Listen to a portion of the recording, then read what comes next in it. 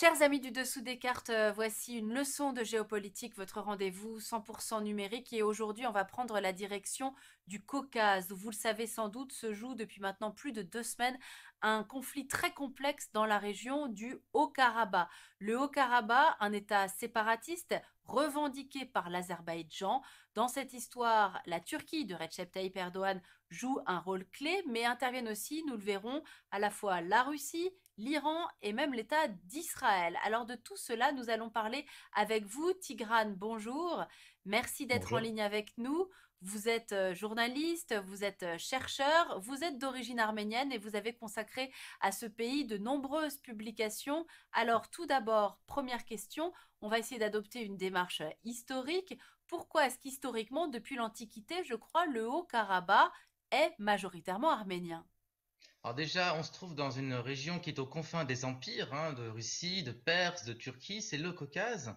Et le Karabakh ou l'Artsakh comme l'appellent les Arméniens, constitue un des berceaux historiques de l'Arménie, de la Grande Arménie. Et donc, ce qu'il faut savoir, c'est que le Karabakh a toujours maintenu une population majoritairement arménienne de par son relief montagneux. On parle d'un pays de la taille d'un département français. C'est pas grand le Karabakh, hein, c'est 4400 km² environ.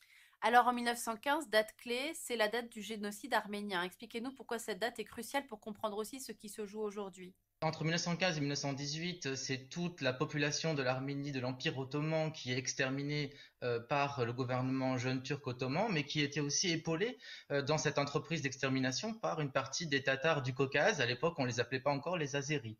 La population arménienne qui se situe dans l'actuelle région du Karabakh a aussi été victime de massacres en 1918. On parle aussi d'un territoire qui se trouve à la jonction de deux entités turcophones. À l'ouest, donc la Turquie, à l'est, l'Azerbaïdjan, qui est un pays turcophone aussi. Et donc, les nationalistes turcs caressent ce rêve pantouraniste de réaliser une unité. Or, vous, comme vous pouvez le constater sur la carte, l'Arménie et le Karabakh constituent une sorte de verrou stratégique à la réalisation de ce projet. Alors on va avancer dans le temps. Parlons maintenant, Tigrane, de la période soviétique. Expliquez-nous pourquoi Staline a rattaché le Haut-Karabakh à l'Azerbaïdjan et parlez-nous de cette République d'Azerbaïdjan. Alors, nous sommes en 1921. L'Union soviétique est vraiment en effervescence. Elle vient de naître. À l'époque, Staline, commissaire aux nationalités, puisqu'il n'est pas encore à la tête donc du pouvoir soviétique, décide de rattacher le Haut-Karabakh majoritairement peuplé d'Arméniens à l'Azerbaïdjan. Il le fait répondant à deux idées. La première, suivant l'adage diviser pour régner, et l'autre idée qu'il avait en tête, c'était de donner un gage d'amitié vis-à-vis de l'Azerbaïdjan turcophone, qui à cette époque commence déjà à produire beaucoup de pétrole, beaucoup d'hydrocarbures, et donc c'était une manière de faire en quelque sorte une pierre deux coups. Alors en 1991, le Haut-Karabakh prend son indépendance, la République d'Azerbaïdjan également. Pourquoi est-ce qu'à cette période-là, le Haut-Karabakh n'a pas été rattaché à l'Arménie?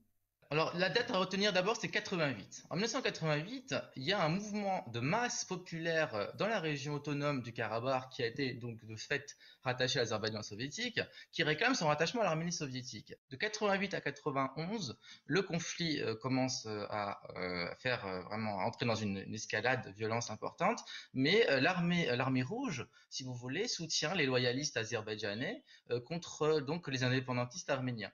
En 91, la donne change et Moscou, donc le pouvoir de la Fédération de Russie, essaye de garder une certaine équidistance vis-à-vis des belligérants. De leur côté, les Arméniens du Karabakh sont soutenus par l'Arménie indépendante, qui ne réclame pas le rattachement du Karabakh à l'Arménie, ni ne déclare officiellement la guerre à l'Azerbaïdjan indépendant.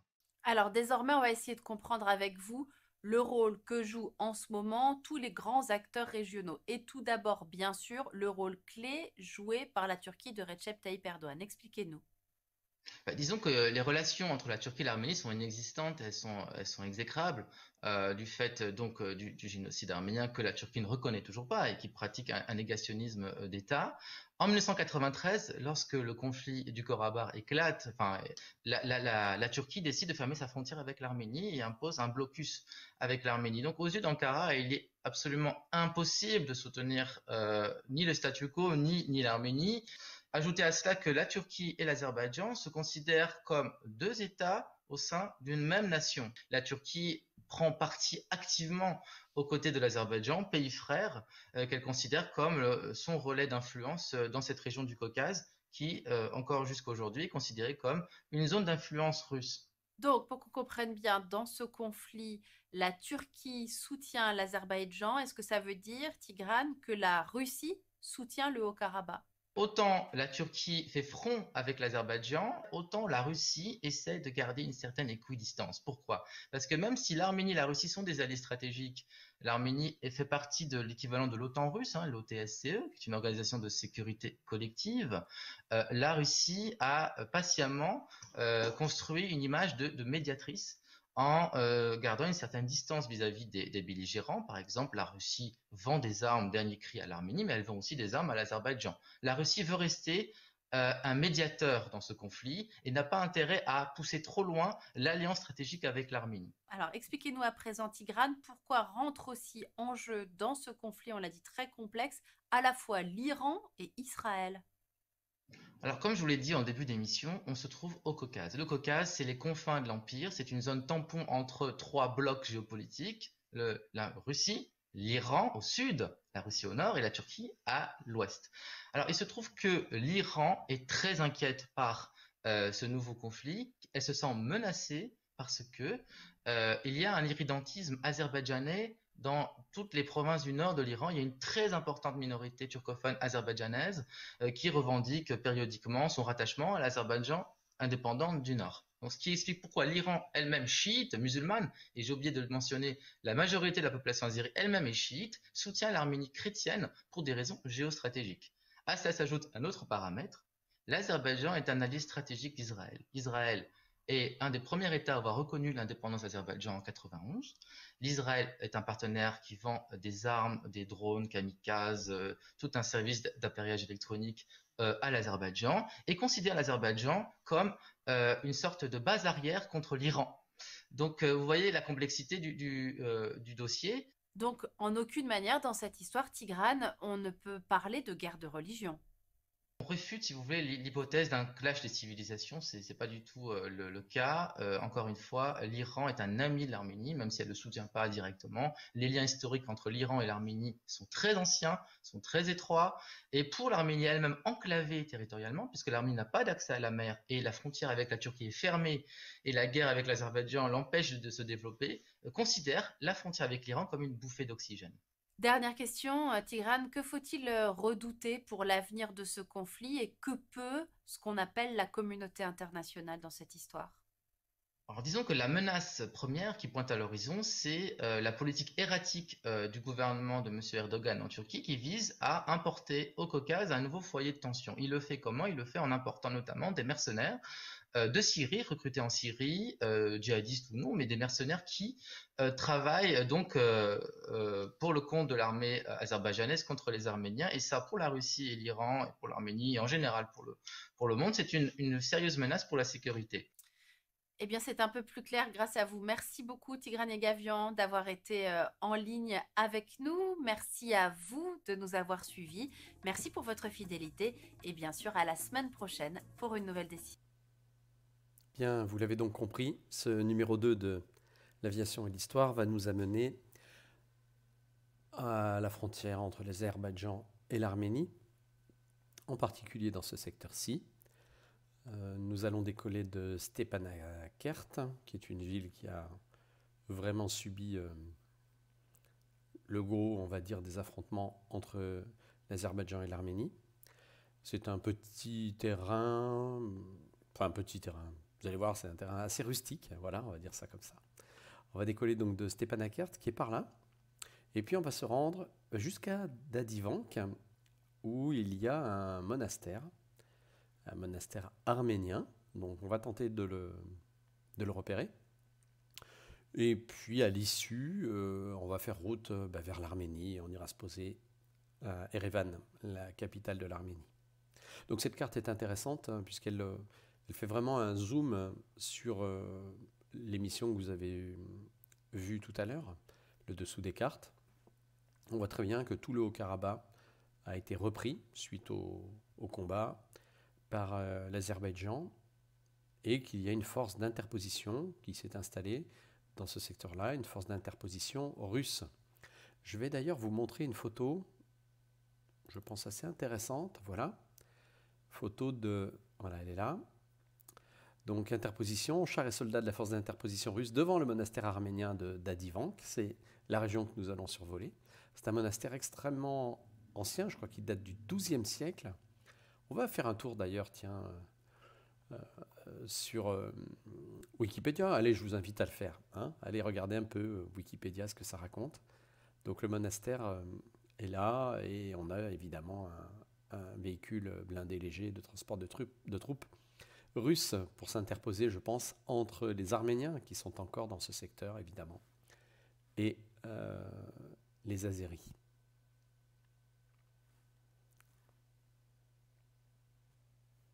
Alors, pour ce qui est de notre vol, voilà donc le tracé que je vous propose. On va décoller, comme je vous le disais, de Stepanakert.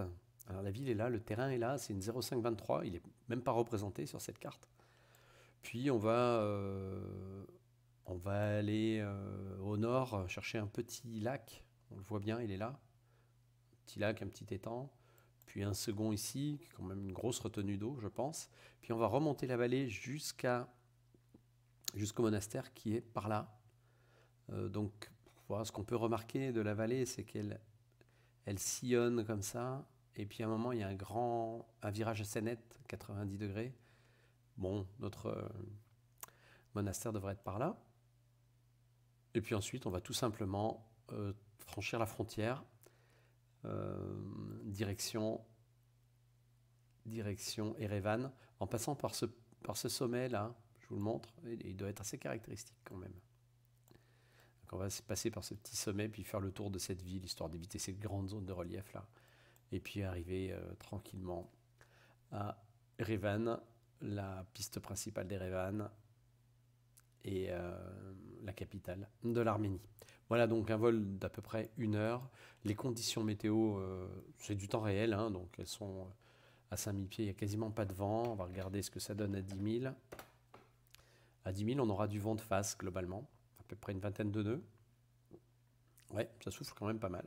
Ce qui laisse supposer d'ailleurs une piste plutôt 27 en service à Erevan.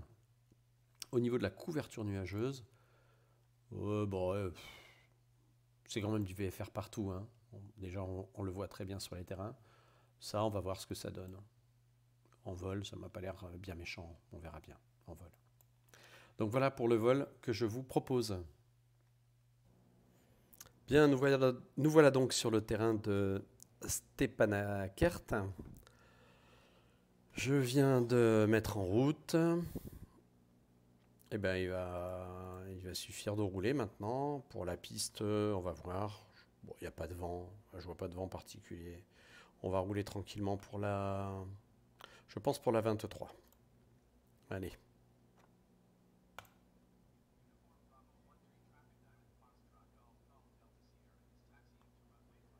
Bon, allez.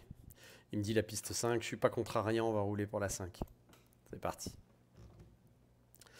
Donc pour ce vol, je vous propose principalement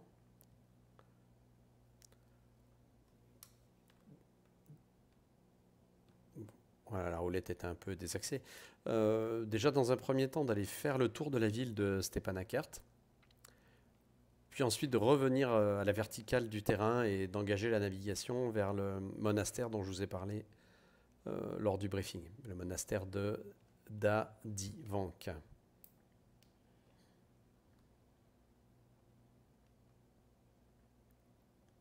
Alors il fait superbement beau, c'est quand même extrêmement agréable.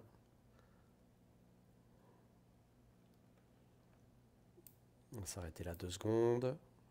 Je vais juste préparer l'avion.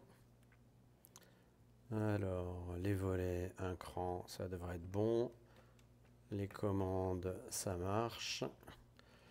On a tout, on a l'avionique. J'ai tout bien réglé, on a même le QNH, 1960 pieds. Allez, ça roule, on remonte la 0,5.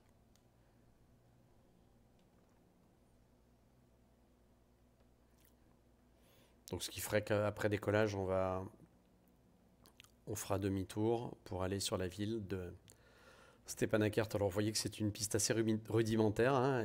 Elle n'est pas marquée, il n'y a pas d'axe. Bon, mais bon, il y a quand même un Cessna qui est garé là-bas.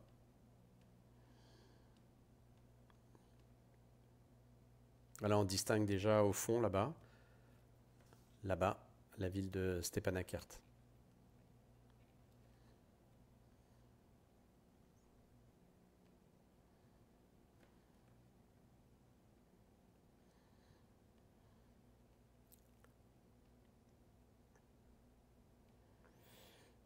On remarque quand même que le relief est très important et effectivement, on va le voir, mais la ville constitue un verrou, un point stratégique d'entrée vers la seule route qui mène de l'autre côté du relief et donc de l'autre côté de l'enclave de l'Azerbaïdjan.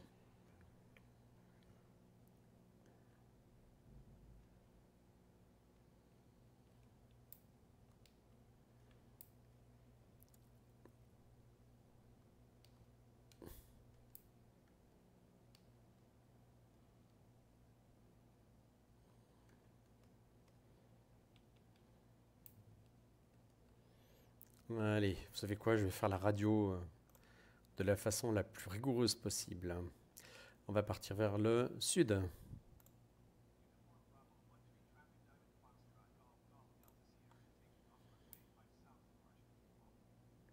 Mhm. Allez, c'est parti, je vais même prendre un petit top chrono. C'est parti.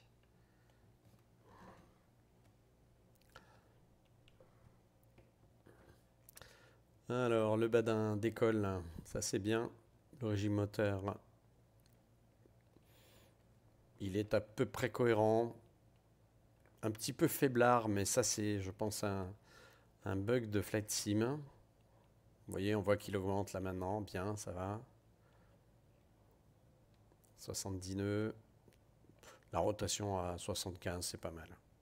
Voilà, vous voyez, tranquille. Et nous voilà airborne.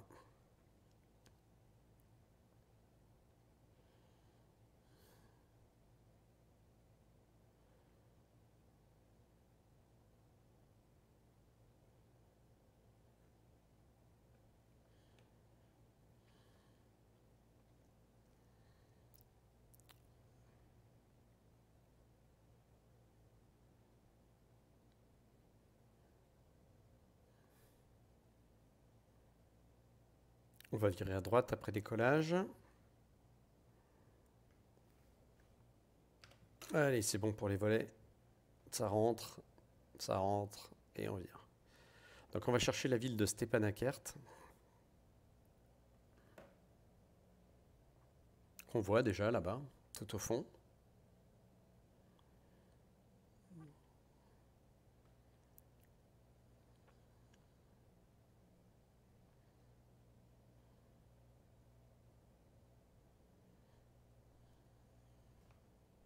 Allez. En route vers l'aventure.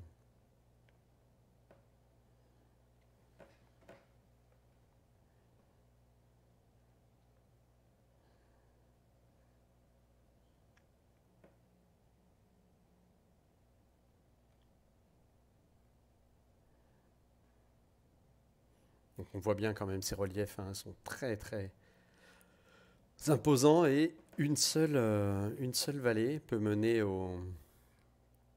à l'autre côté et elle passe par la ville qui est ici.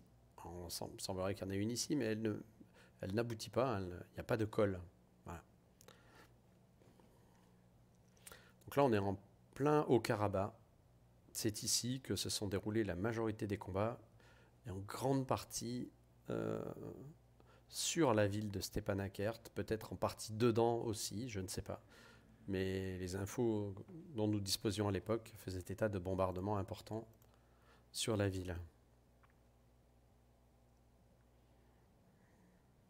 On remarque qu'il y a une rivière, donc il doit y avoir bien un ou deux ponts importants avant d'accéder à la ville. Enfin, tous ces endroits ont dû être classés comme lieu stratégique.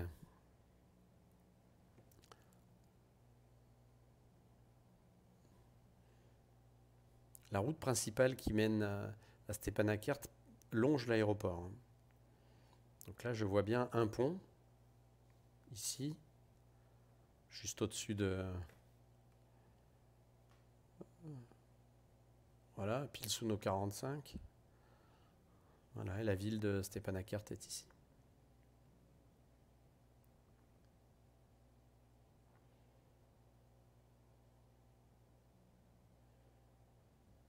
On a beaucoup de chance aujourd'hui, la météo est splendide. Tous mes vols, je les fais dans la chaîne L'Aviation et l'Histoire en temps réel, avec la météo réelle, pour que ça a un intérêt au niveau météo, ne serait-ce que ça, un intérêt en termes de pilotage. Donc voilà la ville. J'ai envie de dire une ville typiquement soviétique dans sa conception, un grand bâtiment, beaucoup d'immeubles. On va voir s'il y a un centre ancien.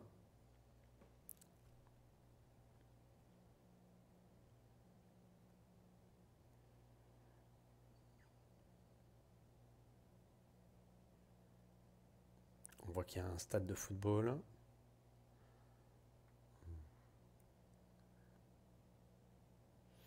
Le centre ancien me semble un peu plus au sud, je dirais le long de la rivière là-bas. J'espère que j'ai enregistré pour que vous voyez ma souris. J'ai un doute.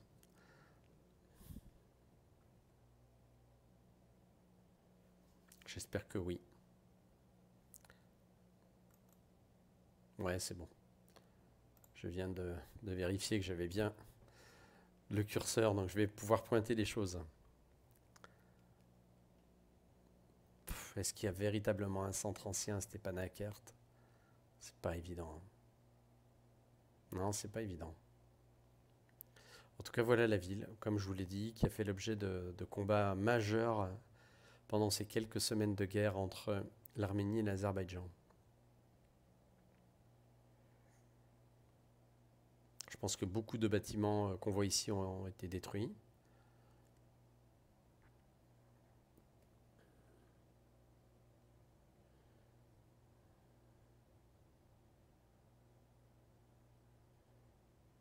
On va retourner sur le terrain donc de Stepanakert et là, on va pouvoir commencer notre navigation vers le monastère d'Adivank. Donc voilà, ça c'est le point principal d'accès à la vallée qui mène de l'autre côté des montagnes jusqu'à l'enclave de l'Azerbaïdjan. Comme vous l'avez vu dans l'émission d'Arte que j'ai mis en intro de cette vidéo. Bien donc, après Stepanakert, qu'allons-nous faire? Je cherche mon stylo, oui ça doit pas mal bouger, désolé. Après Stepanakert, donc disais-je, tiens, je vais essayer un truc. Je sais pas, il y a une option où je peux bloquer. Ah, attendez. Non, c'est pas ça. C'est pas F10, c'est pas F11. Non, je sais plus quelle est la fonction qui me permet de bloquer la caméra. Ça serait pas con de le faire de temps en temps. Il me semblait que c'était F9, mais ça me donne un zoom. Bon. F7, non. F12, évidemment, ça recentre. Je configurerai ça pour les autres vols. Histoire que quand je cherche quelque chose, eh ben, vous voyez pas ma tête bouger. J'y crois pas. Je viens de me rendre compte que j'ai dû appuyer sur des boutons pour sortir les volets, sans faire gaffe. Oui, c'est ma montre qui s'est prise dans les volets. Ben voilà un cas d'usage intéressant. Allez, c'est parti. Donc on va arriver vertical. À l'issue de la verticale, on prendra.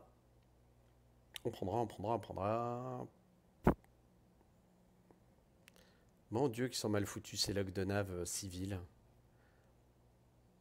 C'est impressionnant. Jamais vu un truc aussi mal foutu que les logs de nav civile. Je me bats contre ça d'ailleurs au quotidien.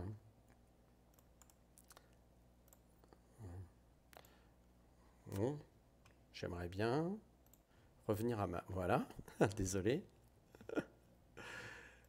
Alors, là voilà la belle carte. Donc un cap 005, 9 nautiques. Ben voilà, c'est pas très compliqué une fois qu'on l'a. Allez, on va prendre ça.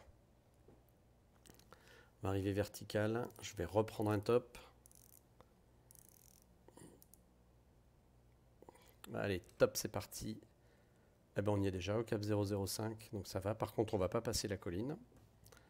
Donc on climb above. Rappelez-vous, notre premier repère, c'était un petit lac. Donc on est censé y arriver au bout de 4 minutes,3, donc 4 minutes 20 secondes. On verra bien. Par contre, au niveau du vent, on a du 130 pour 3 nœuds. Bon, autant dire rien du tout.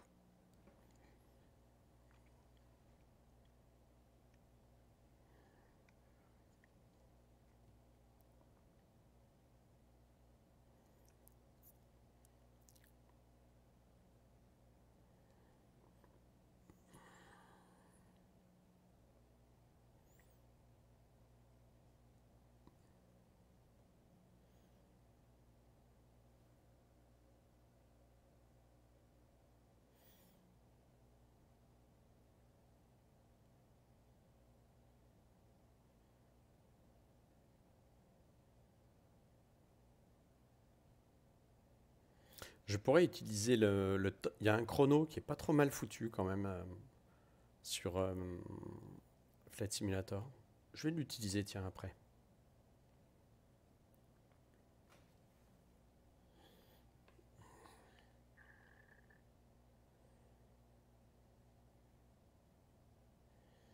Voilà, je continue à monter tranquillement.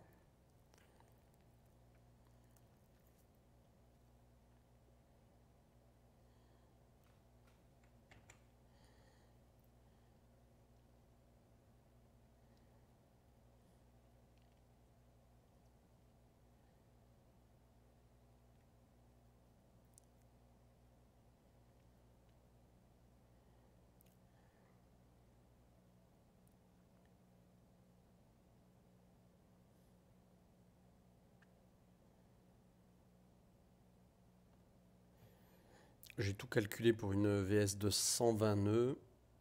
On a même un tout petit peu plus, c'est logique, hein, un petit peu de vent arrière, c'est très très bien.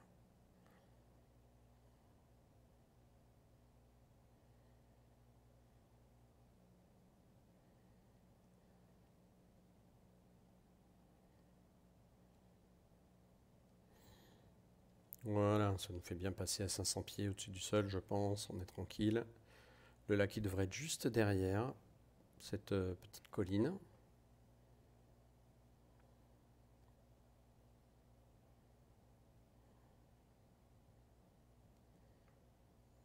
Prendre un régime raisonnable. À peu près à 3 minutes.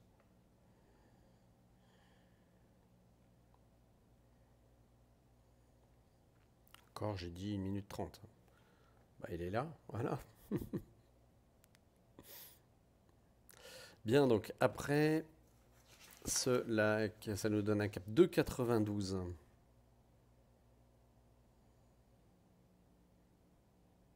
C'est incroyable. Ouais, ok. Ça y est, j'ai repéré sur le log civil où se trouvaient les caps. Pourtant, c'est l'info la plus importante et elle n'est pas mise en avant, quoi. Enfin bref.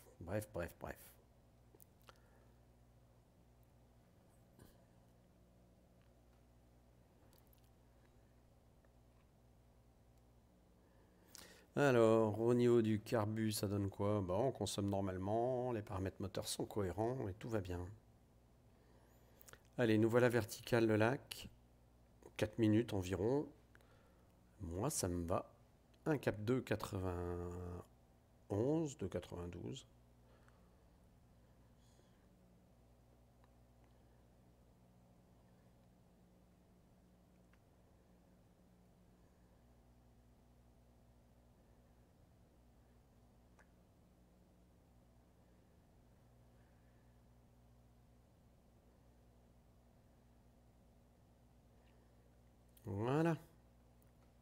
l'idéal, pour tenir un cap, enfin, une route dans la vraie vie, c'est de se choper un repère au loin, hein. Là, par exemple, vous voyez, j'ai quand même quelque chose d'assez sympathique devant moi. Donc, pas la peine de revenir sans arrêt à tenir un cap, hein. À tenir un repère, c'est pas mal. On peut, grâce à nos équipements, voir quel est le vent. On a du vent du sud pour 1 nœud, autant dire rien du tout. Donc, je disais 4 minutes, le repère d'après 6 minutes. 7. Donc on va dire en gros 7 minutes, donc 4 et 7, 11. Heure estimée d'arrivée, plus 11 à notre prochain repère. Un tout petit peu bas, on va remonter un peu.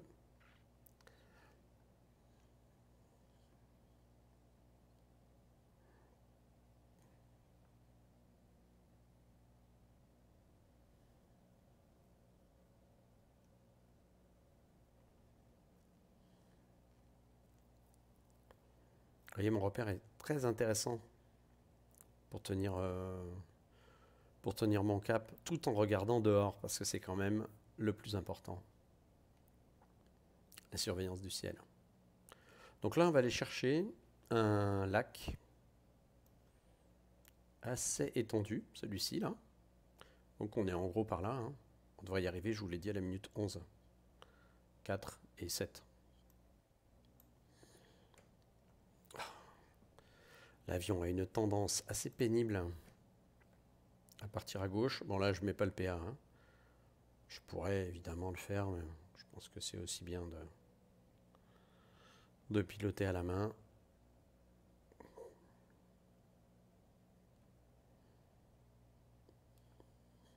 Le paysage est superbe, on peut se demander pourquoi. C'est peut-être pour ça d'ailleurs que les humains se battent pour ces régions-là. Bon, en tout cas, on est sur la folie humaine à l'état pur.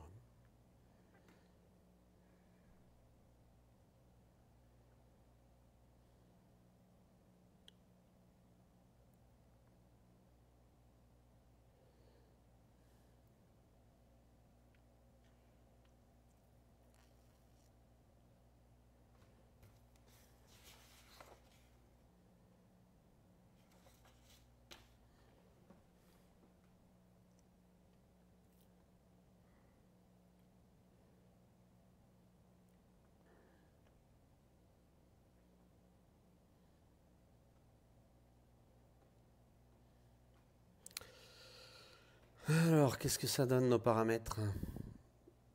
Ouais, la température d'huile, elle est dans le vert au milieu. La pression d'huile est un peu plus forte que le milieu. La température du liquide de refroidissement, ok. La température du carburant, ok. Et il nous reste 11 gallons. On en a consommé 4. On a décollé il y a à peu près 20 minutes, un peu plus. Bah, c'est cohérent.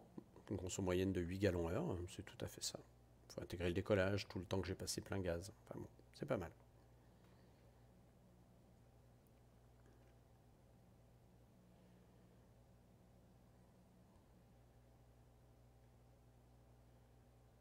Voilà, on va arrêter de monter. C'est quand même... De toute façon, il va falloir qu'on monte tout à l'heure aussi. Le voilà, mon beau barrage. Ouais, avec un vent léger du sud, j'ai dû légèrement dériver. À peine, mais quand même. Je visais la pointe sud-ouest du barrage. Évidemment, je la vois, donc je pourrais faire une correction à vue, mais bon, on est bien. C'est quand même, vous voyez, de fait, je prends un cap de 85 pour y aller. 11 minutes, j'ai dit. On arrivera peut-être un poil en avance.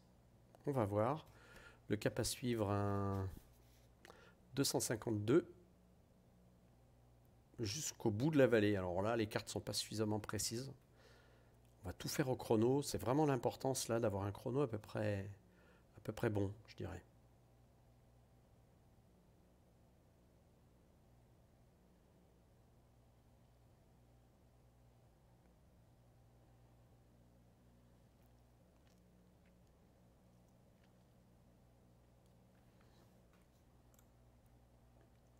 Ouais, normalement je devrais être sur Bakou Centre, mais c'est pas du tout ce que je vais faire.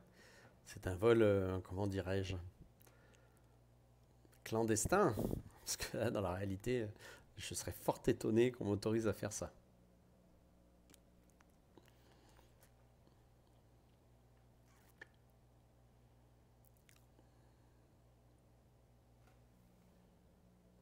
Alors, on va arriver à 10 minutes, on y est, quasiment. J'ai dit 11. Bon, ouais, c'est pas incohérent, c'est pas mal.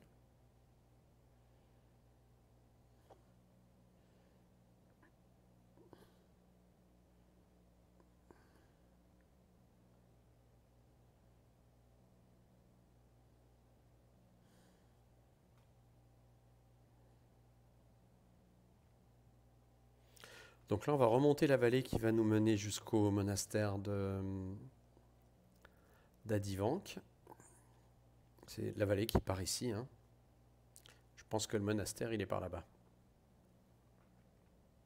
Le point suivant, c'est la fin de la vallée, c'est-à-dire ici, je pense. On va confirmer tout ça de toute façon. Ok, on arrive quasiment à la minute 11. On va virer à gauche 252. Je longe la vallée, là c'est carrément du cheminement, hein. Je ne veux pas trop me casser la tête quand même. Et on en a pour 4 minutes, donc 11 et 4, allez on va dire 15. Allez, minute 15, au bout du bout de la vallée. Je vais vous montrer ce que ça donne sur la carte. Voilà, donc là on est là. Et on fait route vers le bout de la vallée, qui est là. 4 minutes, hein, c'est ça, il y a 8 nautiques. À 2 nautiques minutes, à 120 nœuds. Ça nous amène donc à la minute 15. Alors, il n'y a pas de repère hyper caractéristique, ça veut dire qu'à la minute 15, chrono en main, bah, je vire. Tout simplement. Parce qu'il y a un petit peu de vent du sud, pas grand-chose, hein. 3 nœuds de vent à 120 nœuds, ça fait 1,5 degré de dérive si on n'a que du vent travers. Alors il y a un truc qui est pas mal quand même, je vais vous montrer. Je me mets en option 1, vous voyez. Ça me donne immédiatement mon équivalent vent de face, mon équivalent vent de travers. Bah bon, j'aime bien voler dans ce mode-là.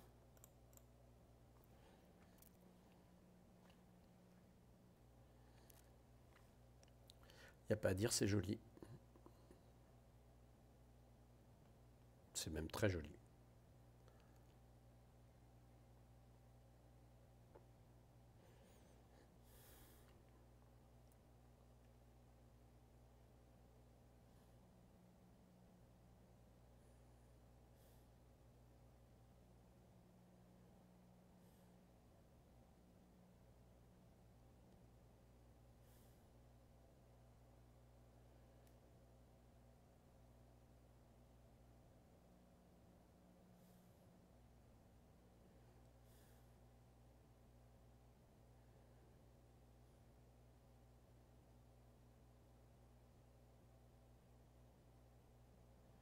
Ouais, c'est ça. Après, la vallée vira à droite, un cap 2,86. Et je pense, d'après les photos que j'ai vues, que le monastère, il regarde, en gros, il est par là et il regarde cette montagne. On va voir. Chrono, on arrive à la minute 14.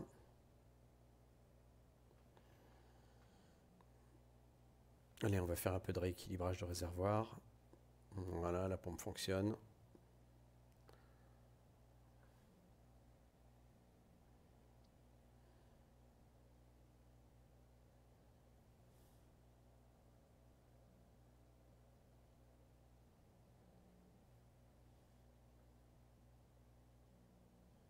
Bon, c'est pas ici qu'on va croiser d'autres avions, hein. Peut-être des avions de chasse Azeri. D'ailleurs, ils n'ont pas n'importe quoi comme avion. Ils sont super bien équipés.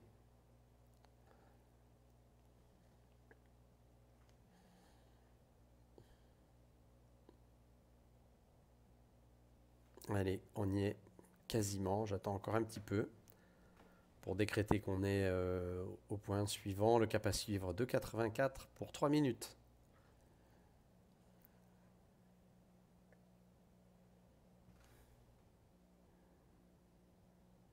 Allez, on va dire qu'on y est. Minute 15. On longe la vallée. Alors dans ces cas-là, quand on se balade en montagne comme ça, je vous conseille, je suggère, voilà, on va dire ça plutôt comme ça, de vraiment vous fier à vos caps, plutôt que d'enquiller les vallées qui vous semblent les plus logiques. Voilà. C'est vraiment un cap qui va lever le doute. Vous allez me dire, il n'y a pas grand-chose là. C'est difficile de se perdre, mais quand même. Alors, on est à l'heure, on va dire 15. Il faut 3 minutes, donc 15 et 3, ça fait 18. Donc, minute 18 pour arriver sur notre prochain point. Les paramètres n'évoluent pas par rapport à ce qu'on a vu tout à l'heure. Ouais, tout fonctionne bien. Je suis toujours en transfert d'essence pour équilibrer un peu à droite et à gauche. Alors pour moi, le monastère il se situe à un moment où la vallée part brutalement à droite, ce qu'on voit là. Le village de Dadivan qui tend de l'autre côté de cette crête-là, théoriquement. On va voir ça.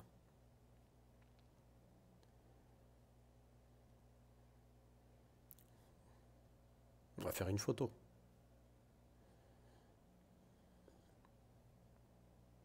Vous imaginez dans la vraie vie, l'endroit est protégé par les Russes. D'ailleurs, il doit être partout ici, enfin sur les points clés, hein, sur les routes, sur les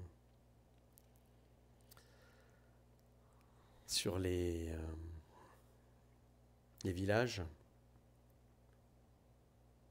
En fait, toute cette vallée-là constitue le cœur du Haut-Karabakh.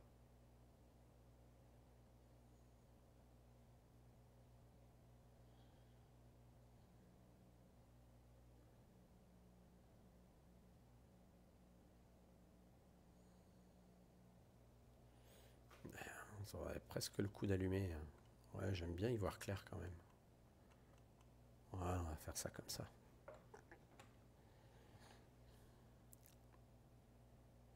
Alors la vallée, comme je l'ai dit, vire à 90. On a dit 18.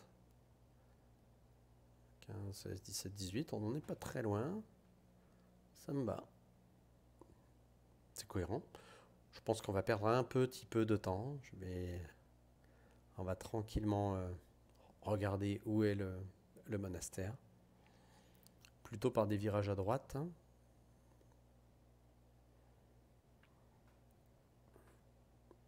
Le village devant être a priori plutôt sur notre droite. On voit très très bien ce que je vous disais là sur le GPS. Vous voyez l'endroit où la vallée fait un 90, le village de Dadivan, qu'il est là.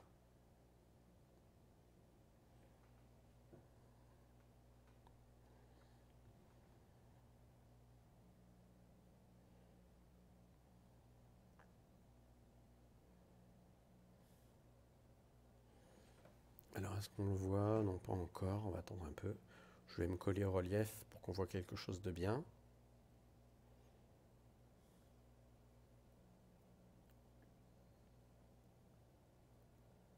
Ah ben voilà, le village, il est là. Alors, il est où notre... Ah ben, il est simple. Vous voyez un camion, on a vu le camion là, le monastère, il est là. Là, vous voyez le camion qui roule. C'est probablement un camion russe d'ailleurs. Le monastère est ici. On le voit super bien. Donc, monastère du XIIe siècle de... Et oui, on est bien à 18. De Dadivank, pardon. Alors, on est vertical. Et dans la photo que je vous montrais, ben, le char, il était là. Là, sur cette route. Allez, on va essayer de... Ouais, la vallée est un peu encaissée, c'est pas évident hein, de se évoluer là-dedans. Alors je vais mettre le monastère en bout d'aile. Alors ça y est, je le vois plus. Si, ça y est, ouais. Bon, c'est plus ou moins le monastère, mais vous voyez, juste sur le winglet, voilà, le monastère est là. Ok, super. Ah, j'ai dit que je prenais une photo, mais pardon. Je prenais une photo quand même. Allez, top, impression écran, c'est fait. Le cap à suivre, 2,58. On y va. Perdu un peu de temps probablement, mais pas grand-chose. L'idée c'est d'aller à Erevan. Il y en a pour 25 minutes à peu près, je crois. Ouais, 26 même. Avec du vent qui va tourner de face, je pense. Allez, 2,58 ça me va. Par contre là on voit très bien que ça passe pas. Donc il faut monter. Allez, plein gaz, c'est parti, on monte. On va arrêter le transfert. Voilà. Et salut le monastère, on l'a bien vu, c'était cool.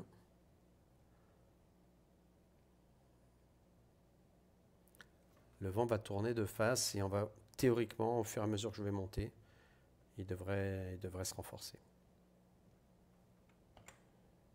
On est obligé de monter un petit peu quand même. Ouais, 400-500 pieds variaux, ça suffit. Pour ces trajets de 20 minutes, je ne vais pas m'embêter. On va quand même utiliser le PA, il est là pour ça.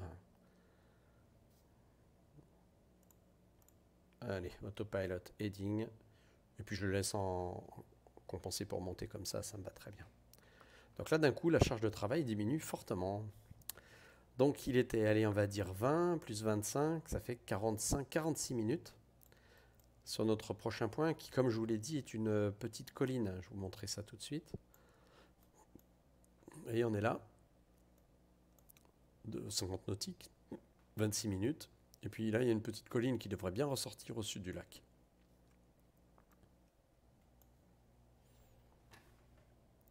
J'essaie de ne pas trop perdre de vitesse. Quand je monte comme ça, on monte un peu fort. 900 pieds, c'est beaucoup pour cet avion. Ça nous fait vraiment trop monter. Je vais me servir de la fonction PA, qui est quand même vitesse verticale, qui est quand même très sympa sur cet avion. Voilà, on lui demande 500 pieds par minute. Pour moi, ça suffit largement. Donc derrière tout ça, eh ben, la frontière, qui arrive assez rapidement d'ailleurs. La frontière, elle est à 10 nautiques, c'est-à-dire à peine 5 minutes. À la minute 25, on devrait passer cette frontière-là.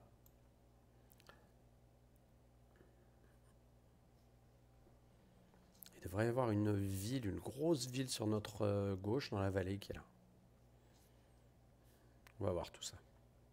Vous savez quoi, je vais même me servir de la fonction Alti. On va monter jusqu'à 11 000 pieds. Ça devrait être pas mal. 11 000. Voilà, il s'arrêtera de lui-même à 11 000 pieds, ce qui est quand même génialissime. Ma question, c'est est-ce qu'on passe ce relief dans ces conditions? Bon, on va voir. J'essaie de vous dire où est la frontière. Théoriquement, la frontière, elle est sur la crête qui est là. Je vais confirmer ça, mais ça me semble à peu près cohérent.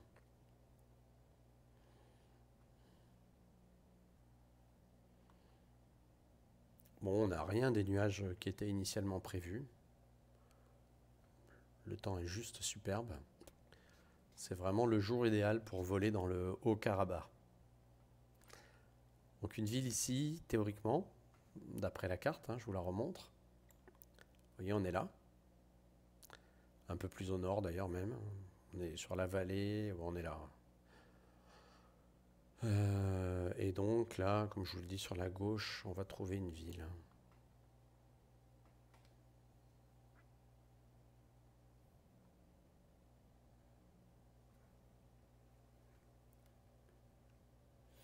Avec ce temps de montée, ça va nous prendre un peu de retard. On a quand même 114 nœuds de VP. Donc j'ai dit combien? 20 et 26, 46 minutes. Je le note quand même quelque part parce que avec ma mémoire à 2 balles. Alors elle est où cette ville? Oui, c'est à peu près. C'est ça là. C'est la ville qui est là. Elle est bien sur un promontoire. C'est étonnant d'ailleurs de la voir comme ça. Je ne sais pas si ça se voit nettement sur la carte. On va regarder. Est-ce qu'on peut zoomer suffisamment? Oui, on le voit, le petit promontoire là. Ouais.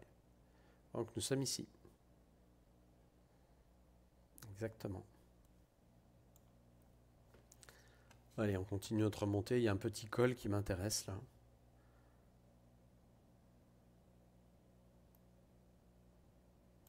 J'ai dit 258 au cap. C'est normal que je sois un peu trop au nord. Allez. On va l'aider. J'aimerais qu'on passe sur le col qui est là. Un peu trop, c'est vraiment pas grand chose. Ouais, il y a un col, je le vois sur la carte. On va tenter de passer, plutôt que de passer là, de passer là. Ouais, ça voit très très bien cette ville tout en longueur. Et vous voyez donc sur la carte, elle est représentée par un simple carré, quoi. Alors au niveau des paramètres, ça dit quoi? Bon, ça bouge pas par rapport à tout à l'heure. Température d'huile, pression d'huile, c'est bon. Température de liquide de refroidissement, oui, au carburant. On est à 22 gallons en gros. Et ça fait 25 et 10, 35 minutes. Donc on a consommé quoi? On a consommé 8 gallons. Alors on a consommé combien? 14.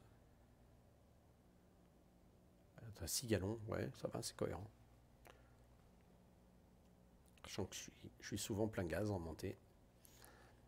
Voilà, on va passer sur le col, là ça me va très bien. Ce col matérialise la frontière entre l'Azerbaïdjan et l'Arménie, sauf erreur de ma part. Ouais, j'en suis. Si, c'est bon, ouais, c'est ça. Le col est là. Ouais, c'est ça. On arrive à 9000 pieds quand même, hein. C'est bon, ça passe bien derrière.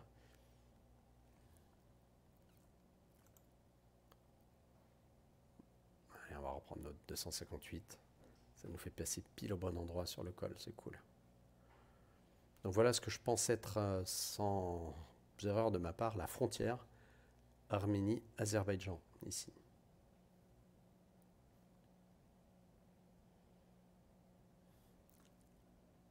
Comme prévu, on a du vent de face pour le coup.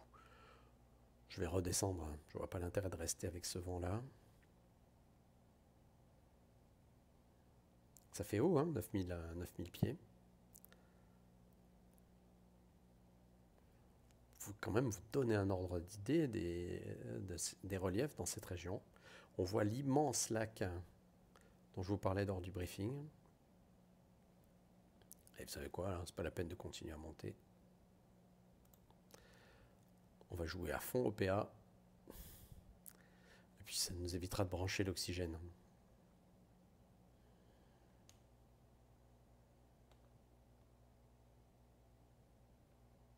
Voilà.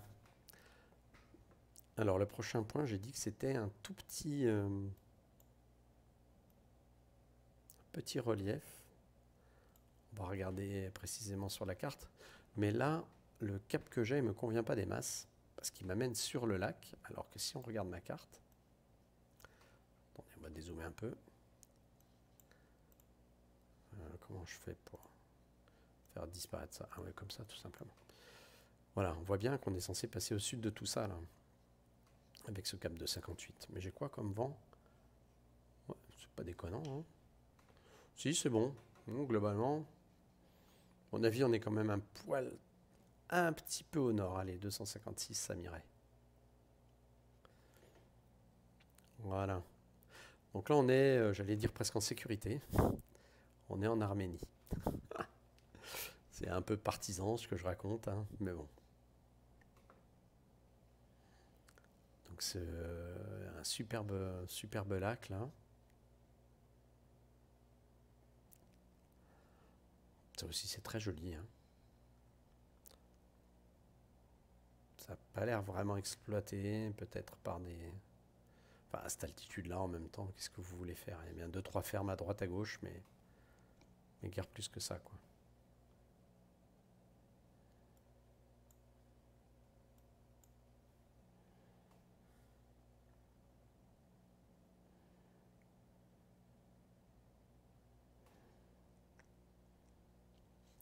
Alors ces traits-là, sont des traits de jointure de Flight Simulator. Ça n'existe pas dans la réalité.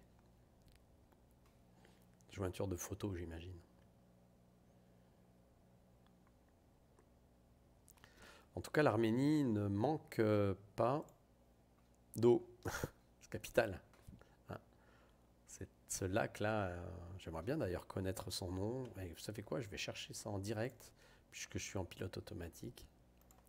On va chercher ça en direct. Je tape lac Arménie. Lac artificiel Arménie. Et on va voir son nom. Ça doit être le lac Sevan. Je vois pas d'autre nom. Oui, c'est ça. Oui. Le lac Sevan, au lieu du loisir arménien. Le plus grand lac d'Arménie, véritable mer intérieure de 1400 km², 2 fois et demi le lac Léman.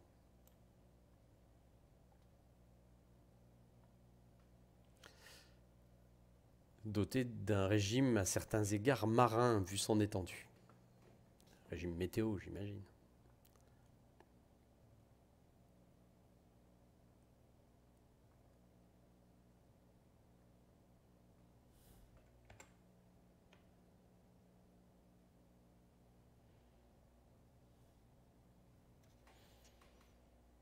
Il me semble voir le petit relief là-bas au fond.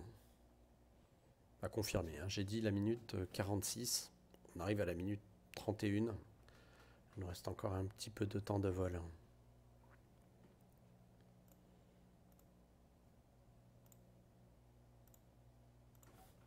Allez, je vais tenter de vous montrer 2-3 choses qui peuvent être intéressantes sur le lac Sevan. On va faire du tourisme en direct. Lac Sevan, Wikipédia, qu'est-ce que ça nous dit? Une véritable mer intérieure, l'un des plus vastes lacs d'altitude du monde. 28 rivières, comme je vous ai dit. L'Arménie ne va pas manquer d'eau.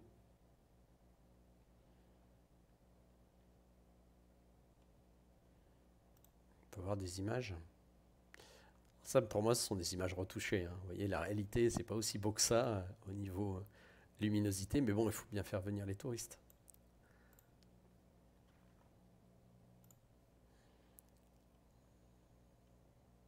Il n'y a pas photo, c'est joli.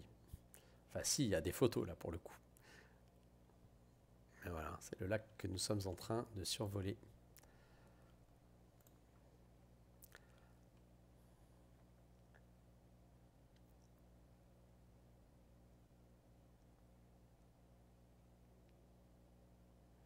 Le lac est situé à 1898 mètres d'altitude.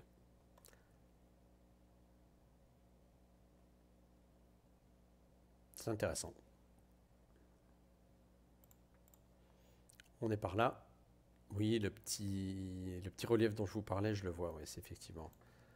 Ça doit être la pointe qui est là. Donc à la minute 46, théoriquement. Et notre lac Sevan, il est là.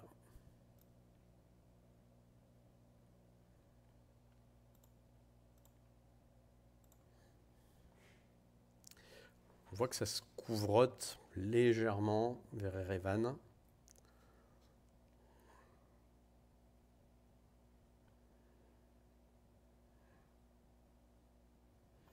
Alors tiens, si on s'occupait de notre arrivée à Erevan, ça pourrait être sympa.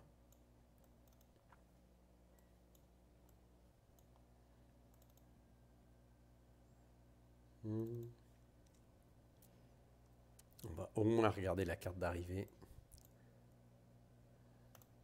à vue d'Erevan, dont le nom OACI est... Et quoi le nom OACI d'Erevan? Ça va me revenir. UDYZ. Allez.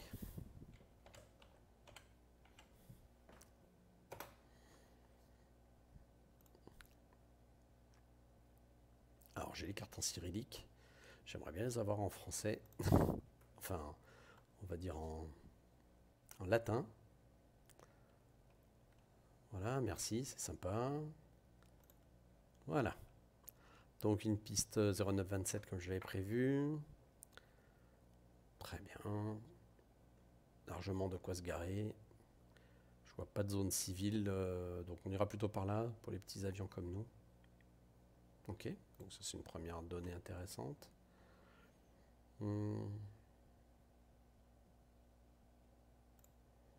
Regardez la area chart.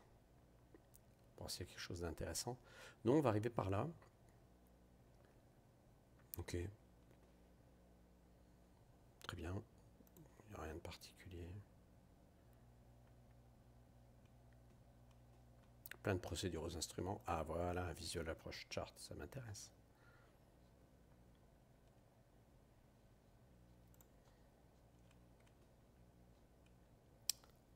Voilà. On va arriver tranquillement, par contre, il faudrait qu'on passe franchement au-dessus de ce terrain-là. Il n'y a pas de circuit vent arrière ou autre. On voit bien que dans les zones d'arrivée, il y a des attentes possibles. Ok. Allez, c'est bon. Mon relief, il est là, on le voit très bien. Alors, nos paramètres, ça dit quoi? Bah, tout va bien, ça bouge pas. Refaire un petit peu de transfert carburant. Il est 35 pour moi, après décollage, enfin après la verticale.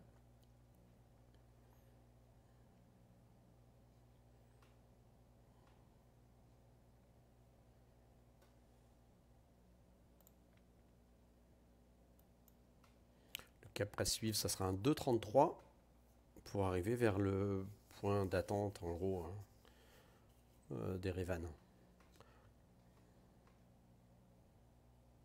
C'est vraiment, c'est joliment désertique, j'allais dire.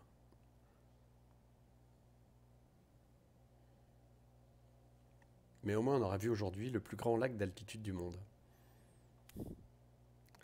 L'un des plus grands, il me semble. C'est joli l'Arménie. Hein.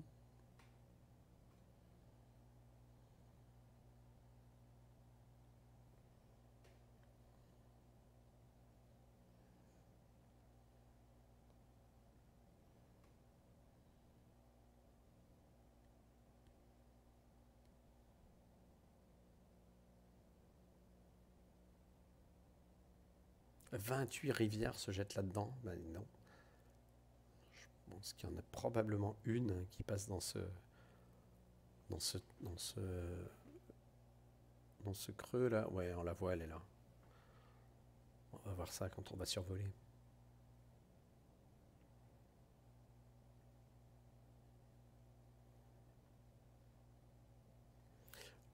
Alors on voit sur la carte ce superbe mont là. Et je pense que c'est celui qui est là-bas au fond. Voilà. Ça me paraîtrait tout à fait cohérent. Et d'ailleurs, vous voyez, quand on va prendre un cap 2,33, on devrait prendre un cap qui nous amène directement dessus. Ça, c'est ce qu'on pourrait appeler une très bonne validation de cap.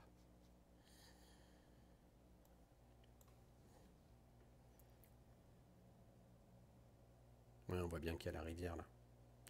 Petite ville ici.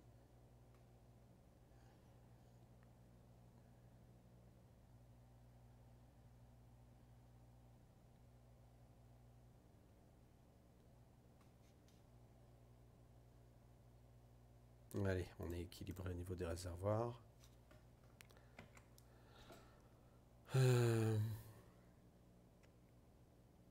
Moins 2 degrés.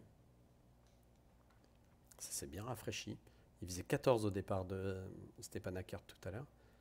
C'est marrant parce que là, j'ai comme l'impression d'un temps, enfin d'une zone tout enneigée qui arrive, qu'on n'avait pas au début. C'est marrant. Ah ouais, c'est bien ça, c'est bien de la neige.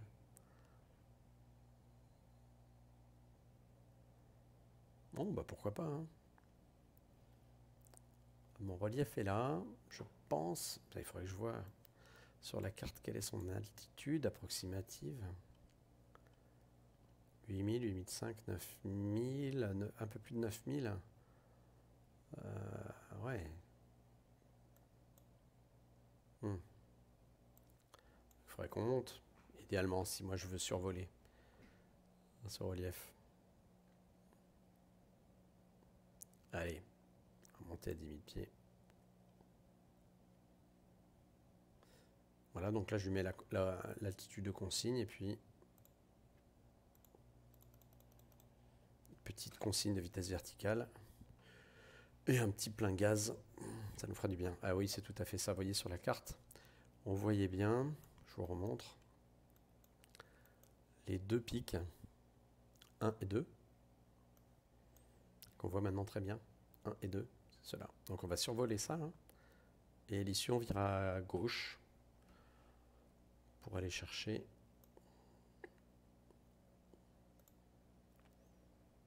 cap de 33 pour aller chercher, route de 33, pardon, pour aller chercher notre point d'entrée, qui est une ville. On va voir si on la voit. En tout cas, on fera ça au chrono aussi. On est à la minute 40, il nous reste 6 minutes avant d'atteindre ce point-là.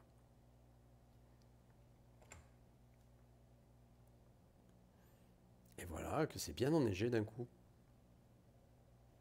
Bon, pourquoi pas, hein. Il fait de plus en plus froid.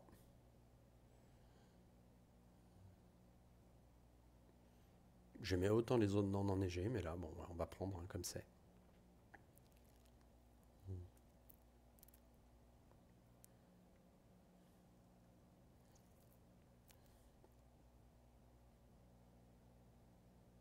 Encore une autre des 28 rivières, je pense, qui se jettent dans le lac.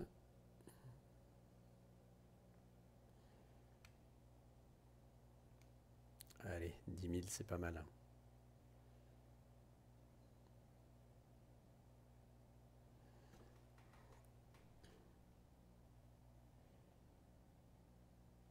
C'est vraiment, pour le moment, ce que j'appelle un petit vol tranquille. Alors, nos paramètres sont cohérents, ça consomme logiquement. Ouais, bah, tout va bien. Vous voyez finalement cette carte-là de SkyVector, la carte VFR, elle est bonne. Elle est moins belle, moins précise à mon avis même que les cartes françaises, carte 500 000. Mais bon, ça fait le job, on va dire. Ça fait le job. Donc 233 pour 10 minutes à l'issue.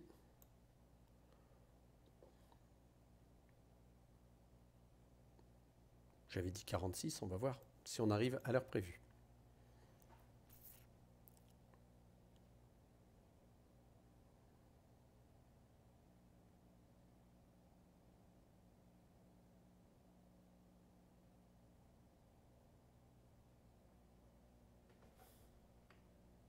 Encore une autre des rivières. On voit quand même des vallées extrêmement encaissées. T'as habité là, ça doit être moyen.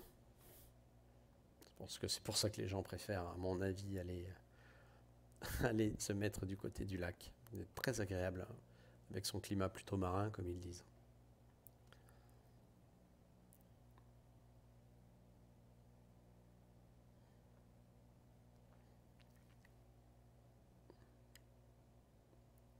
Alors, d'après les géopoliticiens, on va dire, l'un des problèmes majeurs de l'Arménie, c'est sa faible population, certes, mais surtout son taux d'émigration extrêmement important. Donc, il semblerait que beaucoup de gens fuient l'Arménie, et ça pose un souci, on le comprend évident, hein, de ressources de main-d'œuvre au pays.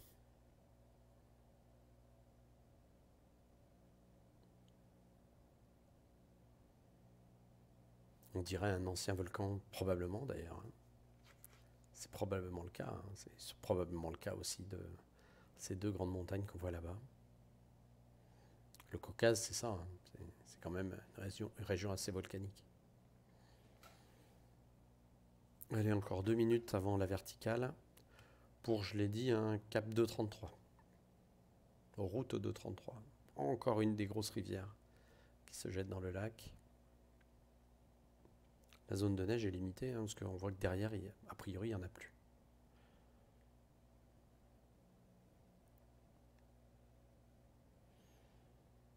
Allez, tiens, je vais juste regarder si on peut avoir Erevan.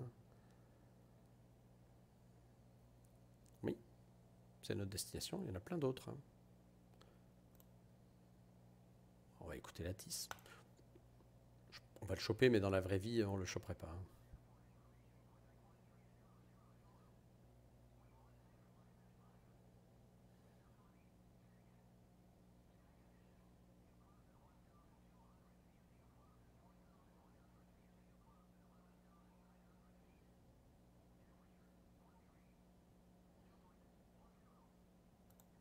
Allez, c'est la 27 et il fait beau.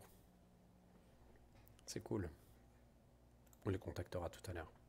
Oui, c'est ça, hein, c'est un ancien volcan. On voit même, c'est énorme, il y a un tout petit lac dessus. J'ai dit minute 46. On arrive à, pour moi, 45. Donc, Autant qu'on le survole, on est bon. 46 et 10, ça fait 56 à notre prochain point.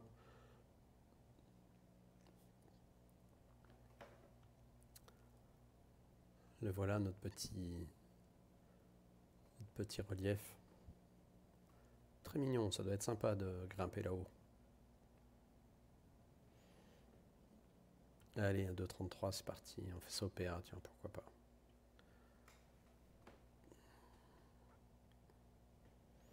« 46 et 10, 56. Normalement, ça devrait nous mener direct, voilà, sur le pic qui est là. Bien que c'est à peu près ça. Combien on a dit 2,33. Hein. Bref, ce qu'il peut pour les tenir. Il y a quand même pas mal de vent. Hein. Mais ça, c'était prévu aussi. J'ai combien en VS 100 nœuds.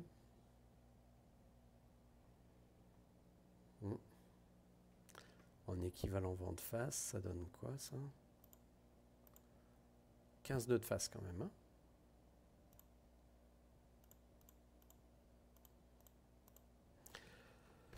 « 15 nœuds de face, ça me fait perdre 7 secondes par minute. Sur 10 minutes, ça fait perdre 70 secondes. Allez, en gros, 1 minute.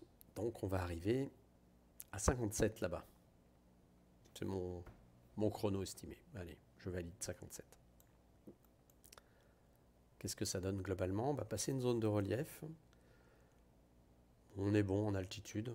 On va quand même vérifier.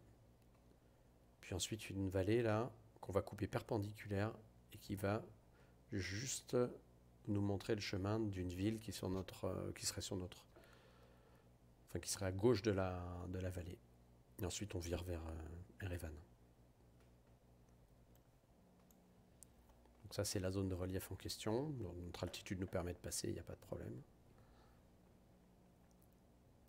On voit également la deuxième zone de relief dont je parlais tout à l'heure. Et derrière donc la crête qui est là, normalement on a notre ville. Faut que je me méfie quand même. Enfin, ouais, j'ai quasiment pas de vent travers. Si je voulais m'amuser à faire une correction de vent travers, vous voyez, là j'ai 3 nœuds de vent travers, ça fait 1,5 degré de dérive à cette vitesse. Allez, vous savez quoi, je vais pas m'embêter. Hein. Voilà. J'ai juste une question, c'est l'altitude du terrain. Si c'est pas trop demandé. Je sais pas si elle est représentée ici. Oui, 2838 pieds. Putain, ça fait haut. Ouais. Erevan est à 2838 pieds. On retrouve un petit peu de neige. Un petit peu plus du tout là.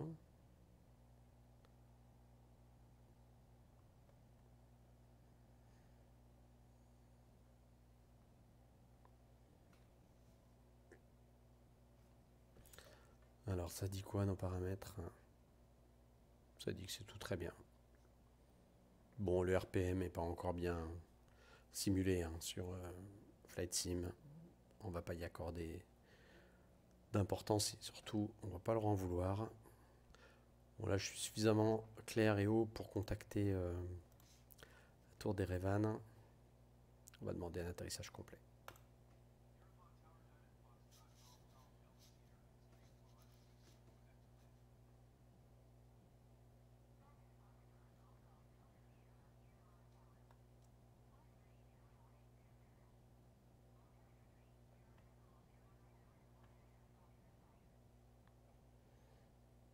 Et ben voilà qui est sympa.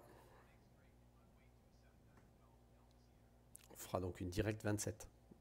On l'avait un peu prévu au briefing quand même.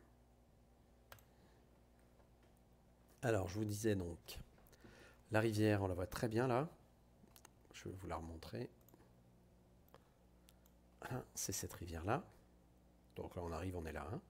Donc on voit très bien cette rivière qui part comme ça.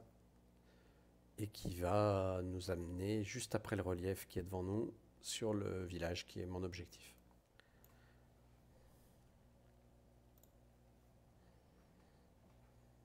Oh, le village devrait être par là. J'ai dit 57 ans.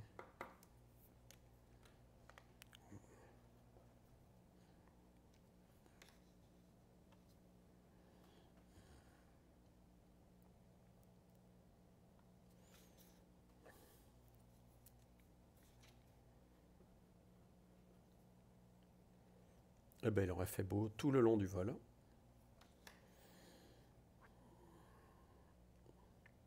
Au-dessus de l'Arménie.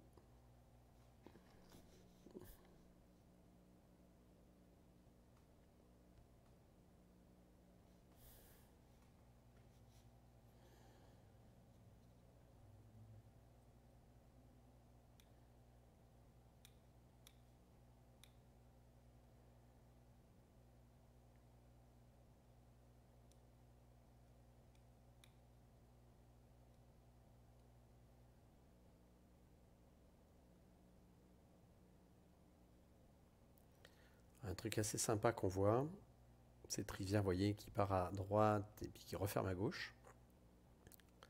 Ça se voit très bien sur la carte. Ici. Voilà. La rivière Epsi part à droite, referme à gauche. Et à la limite, dans l'axe, elle va pointer sur notre ville. Là. Elle va nous dire la ville est là. Vous voyez, il y avait même une deuxième rivière. Et vous voyez, elle pointe comme ça, en nous disant la ville est là. Avant de revirer, elle va revirer à droite. Donc c'est tous ces indices-là qu'il vous faut utiliser en navigation pour trouver simplement les points vers lesquels vous voulez aller, sauf si évidemment vous faites que de la navigation GPS, ce qui me semble présenter un intérêt très faible en fait.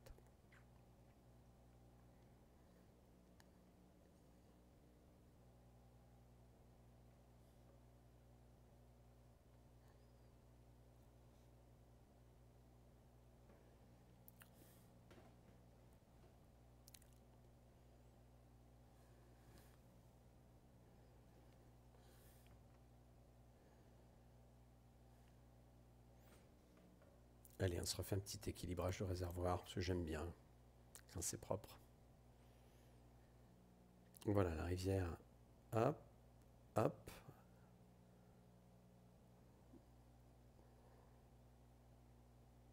Ouais, c'est quand même vachement précis, hein, le tracé. Par rapport à la carte, enfin, on ne peut pas faire mieux que ça, évidemment. Bon, 10 000 pieds, ça nous fait vachement haut. Hein. Oh là là, j'ai l'impression d'un seul coup que mon Flight Sim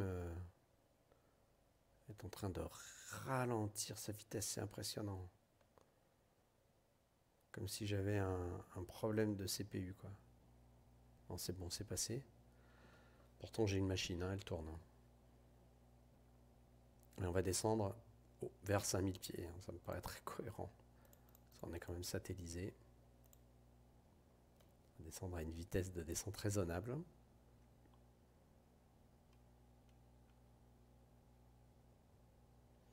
Allez. J'ai mis ça en consigne. La ville est derrière, là. De toute façon, si on ne la voit pas, c'est au chrono.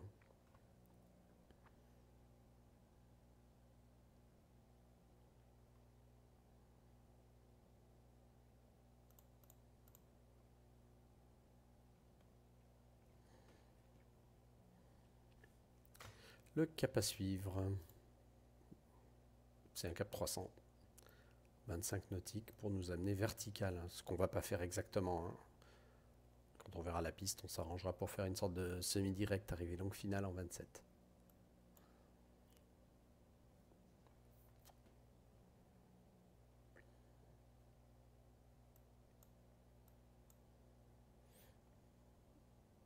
Ce volcan au sud d'Erevan, je sais pas, ça doit... Je tape ça sur internet, on va voir. Hein. Ah bah oui. Non, c'est pas celui-là. En terre de volcan. Ça doit être... ouais, c'est difficile à dire. Mont Aragat. Peut-être. Probable.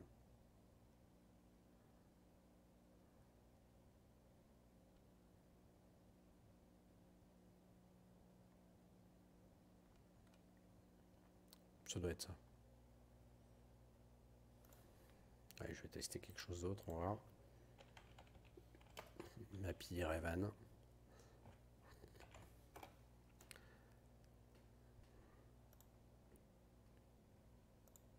va bien voir ce que ça nous dit.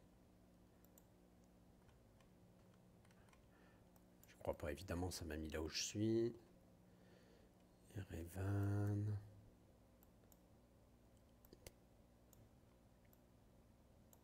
Non, sur ma fiche, j'ai pas les reliefs. Ok, bon, peu importe. Notre ville, on va pas tarder à y arriver dessus. 45-46.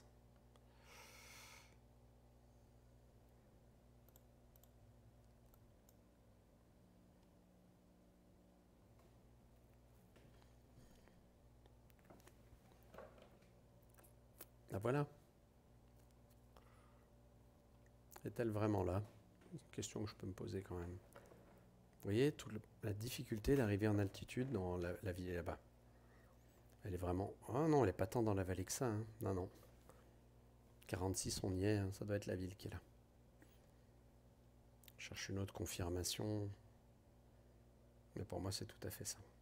Allez, d'autant plus que là, l'autre rivière vire à l'est. On vire au cap 300 maintenant. On fait tout au PA comme un pilote de ligne. Et après, on y prend goût. Alors... Ouais. Ouais, c'est bien ça. Je vous montre. Ici, on voit très bien... Enfin, pardon. Voilà, sur la gauche, ici, là. On voit très bien cette ville. Donc, on peut être que là. Elle est là, au bord de la rivière. On a passé la verticale. Allez, en route sur Erevan, en descente. C'est le moment, entre guillemets, de commencer à se concentrer sérieusement. J'ai l'habitude de dire, le vol débute en finale.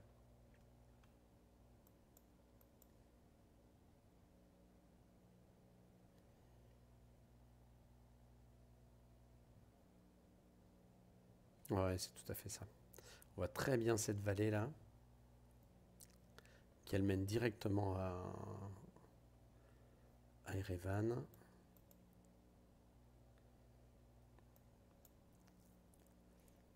On va donc faire une verticale. Je vais me laisser descendre comme ça, tranquillement.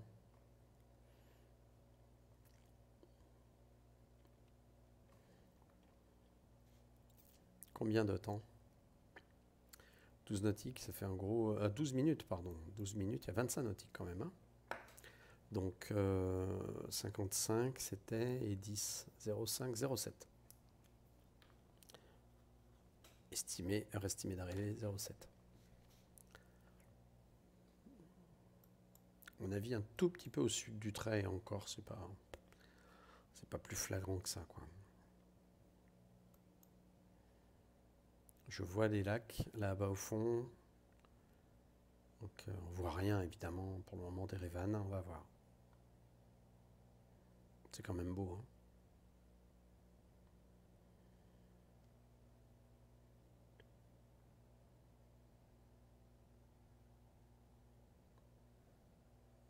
Hein. Ouais, c'est vraiment superbe.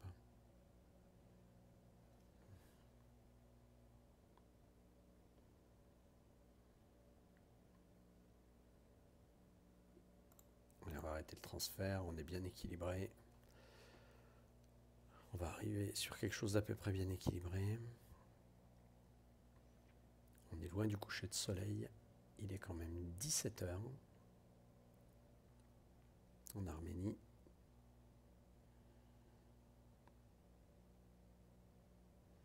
J'adore ces reflets du soleil là. C'est superbe. Donc j'ai dit le terrain 2008, allez, on va dire 3000. Donc je descends comme ça, c'est bon.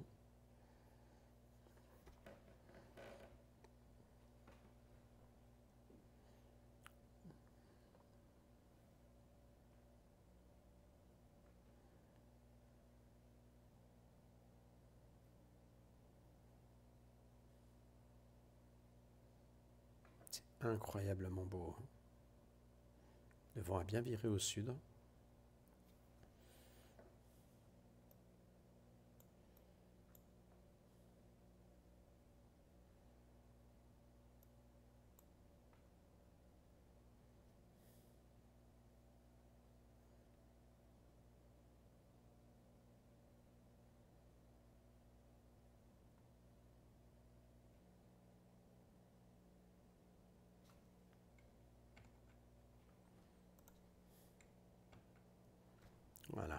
recaler au QNH.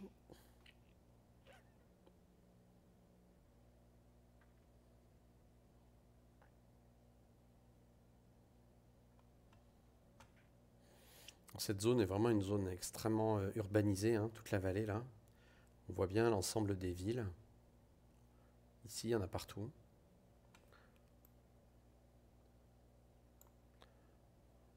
Je suis censé longer une rivière, oui, je la vois à peu près, avec une autre qui va couper perpendiculaire, je la vois aussi ici. Et puis il y a deux grands lacs qui sont là. À mon avis, avec mon cap 300, oui, c'est pas mal. Mais bon, on va continuer comme ça.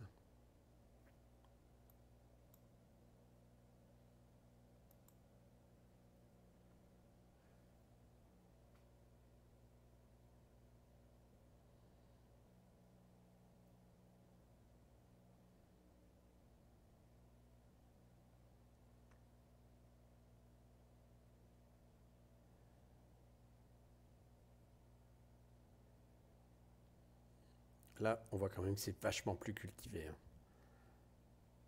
Des parcelles de partout. On doit être sur, c'est une évidence, mais quand même le poumon économique de l'Arménie. Ce mont-là est juste superbe.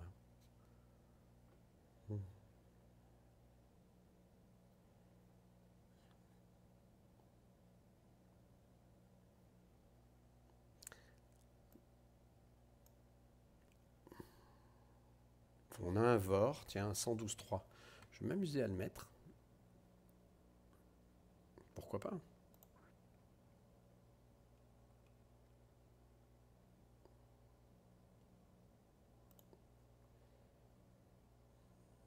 Voilà, donc c'est bon, voilà. L'axe de la piste, c'est la 27. Comme il est dans l'axe, lui va nous indiquer.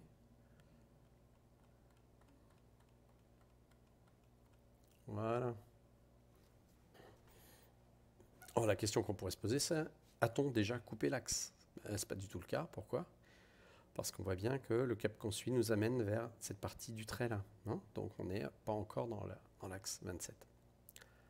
Je vous montre la carte. Voilà, le VOR il est là dans l'axe. Donc j'ai pris ça comme référence. Ce que l'on va faire quand on sera à peu près par là, je vais virer en gros au cap nord pour pouvoir intercepter l'axe suffisamment loin. Tiens, ce barrage, il n'est pas représenté sur ma carte. Très joli barrage. On va arriver à une altitude de consigne. Je pourrais descendre, allez, disons jusqu'à 3005, sans rentrer dans la zone de l'autre aérodrome. Voilà, allez, j'ai mis ça comme consigne. Malheureusement, voilà, il va falloir que je lui reconfirme. Voilà.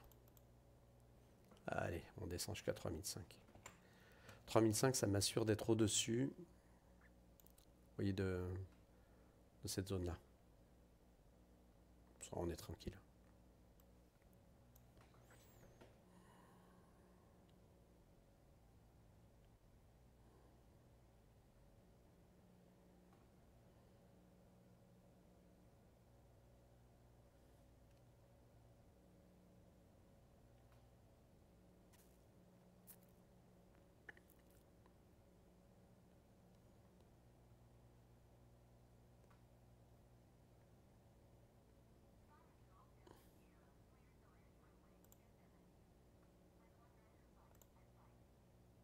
Eh ben c'est cool, il n'y a vraiment pas grand monde. Allez, on va ouvrir un petit peu. Genre un 320 par là.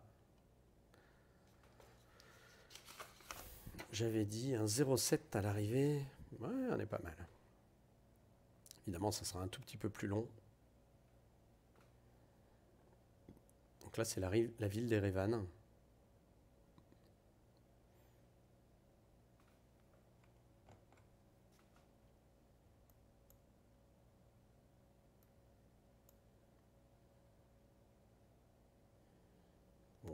passe pas très haut au-dessus, mais bon.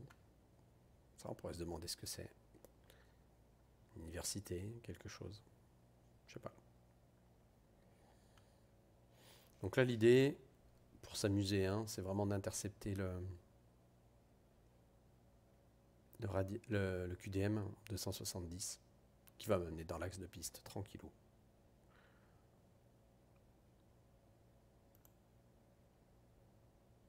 Allez, 4000, je ne vais pas descendre en dessous parce qu'on est vraiment pas loin. Vous voyez, même les reliefs. Ce bâtiment, je ne sais pas s'il existe à Erevan d'ailleurs, il me paraît gigantesque. Ou alors c'est une demande de l'Arménie pour indiquer qu'ils ont construit le plus gros bâtiment du monde. Oh là là, ça rame un peu là au niveau de mon CPU. Je sais pas, tiens, je ferai une recherche pour voir si ça existe.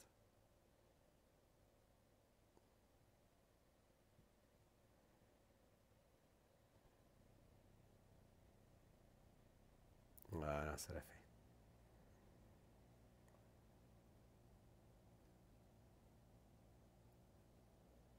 Donc je me méfie. Ouais, parce que je la vois la piste ici, il me semble. Hein.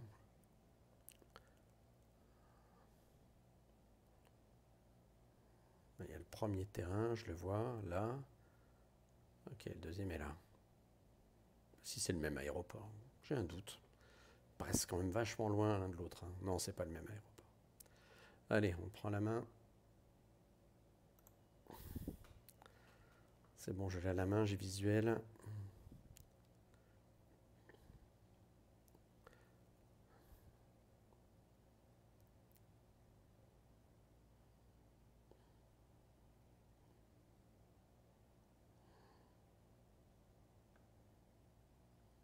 Et nous voilà donc pas loin de l'atterrissage à Erevan.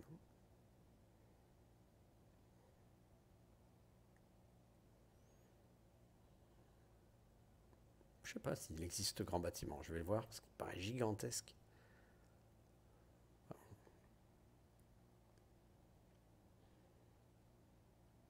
Voilà, vous voyez, le VOR nous indique qu'on est sur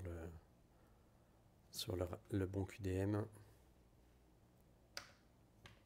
Allez, un cran de volet.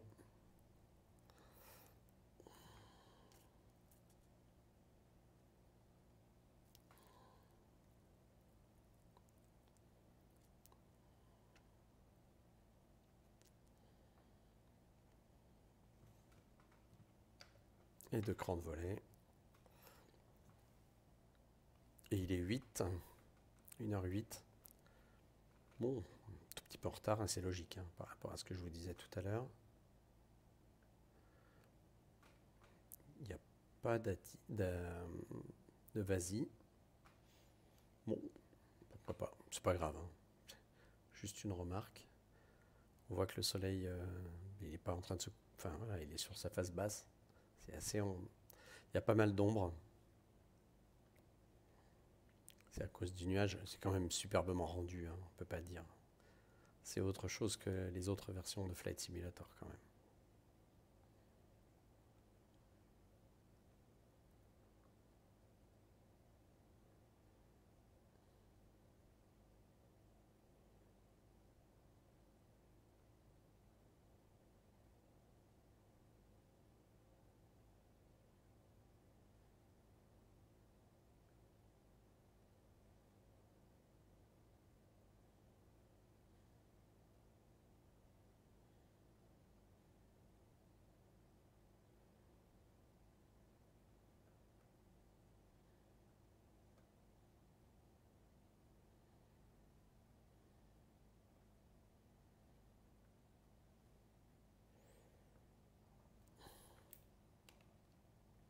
Je vais faire demi-tour et sortir à gauche. Pas de problème, hein. On va sortir de la piste. Voilà.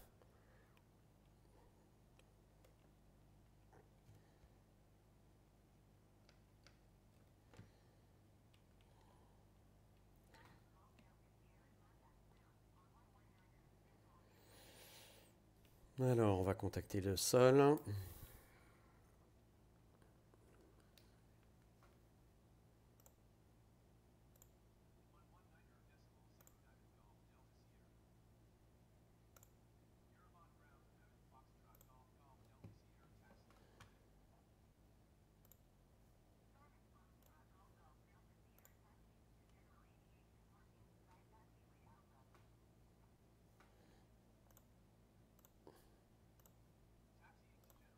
Allez, c'est parti.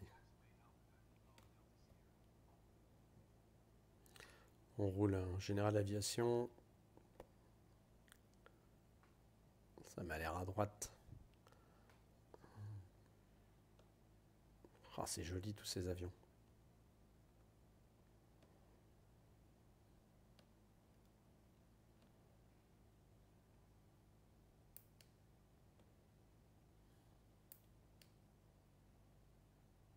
C'est vraiment joli.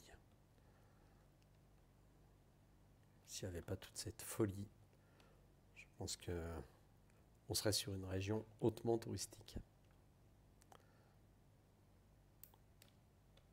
Oh, il est superbe, cet avion de ligne.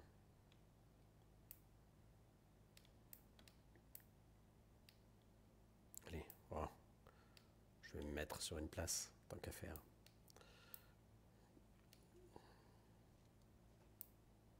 On va faire ça proprement.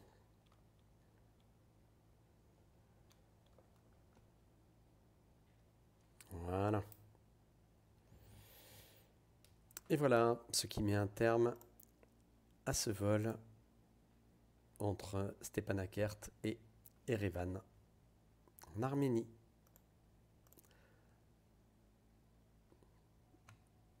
Au revoir à tous.